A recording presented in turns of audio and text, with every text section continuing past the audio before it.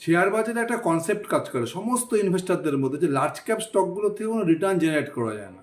তার কারণ কি, বেশিরভাগ লার্জ ক্যাপ স্টকগুলোতে বিজনেস গ্রোথ খুব স্লো হয়ে যায়।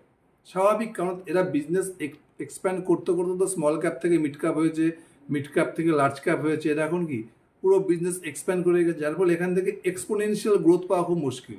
যার ফলে বেশিরভাগ লার্জ ক্যাপ স্টক থেকে কোনো রিটার্ন জেনারেট করা যায় না। এবং যারা গ্রোথ ইনভেস্টিং করতে চায়, বেশিরভাগ ইনভেস্টরদের কাছে কিন্তু লার্জ ক্যাপ স্টকগুলো খুব একটা অ্যাট্রাকটিভ লাগে না। কারণ লার্জ ক্যাপ স্টকগুলোর বেশিরভাগ লার্জ ক্যাপ স্টকেরই বিজনেস গ্রোথ খুব স্লো বা গ্রোথ নেই বললেই চলে। যেমন Asian paints, Pidilite, Infosys, HDFC bank, প্রচুর স্টক রয়েছে এরকম, যাদের প্রিভিয়াস স্টোরি খুব ভালো, কিন্তু রিসেন্ট কিন্তু তাদের বিজনেস গ্রোথ একদম স্লো হয়ে গেছে। যার ফলে এই সমস্ত স্টককে কি আমরা অ্যাভয়েড করি। কিন্তু কিছু কিছু লার্জ ক্যাপ স্টক রয়েছে যাদের বেস অনেক বড়, মার্কেট ক্যাপ অনেক বেশি, কিন্তু তবুও কিন্তু এই কোম্পানিগুলো দেখবেন বিজনেস ওয়াইজ কিন্তু এরা লাগাতার এখনও কিন্তু 20% করে গ্রোথ করে যাচ্ছে।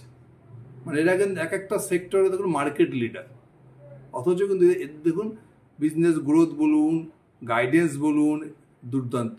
এই জন্য এই স্টকগুলো দেখুন লার্জ ক্যাপ হওয়া সত্ত্বেও এরা কিন্তু লাগাতার ইনভেস্টারদেরকে কিন্তু রিটার্ন দিয়ে যাচ্ছে, যেটাকে বলা যায় কনসিস্টেন্ট কম্পাউন্ডার। আজকে আমি এরকম 5টি স্টকের নাম বলবো যাদের বেস হাই, স্টকগুলো লার্জ ক্যাপ, কিন্তু এরা লাগাতার রিটার্ন দিয়ে যাচ্ছে এবং এদের কনকলও দুর্দান্ত। নাম্বার 1 স্টক হচ্ছে বাজাজ ফিনান্স। এনবিএফসি সেক্টরের রাজা বলা যায়, ফিনান্সিয়াল সেক্টরের রাজা।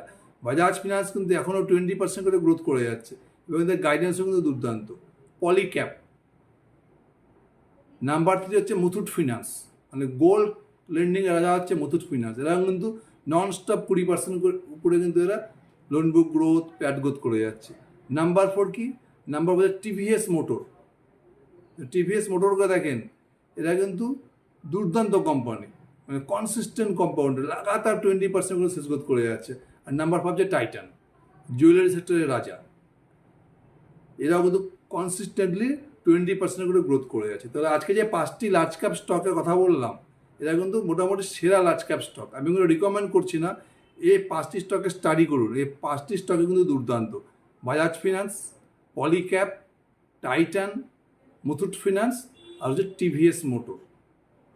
খুব ভালো করে স্টাডি করুন। এই 5টি স্টকের মধ্যে কিন্তু স্কোপ বা অপরচুনিটি হিউজ। Thank you.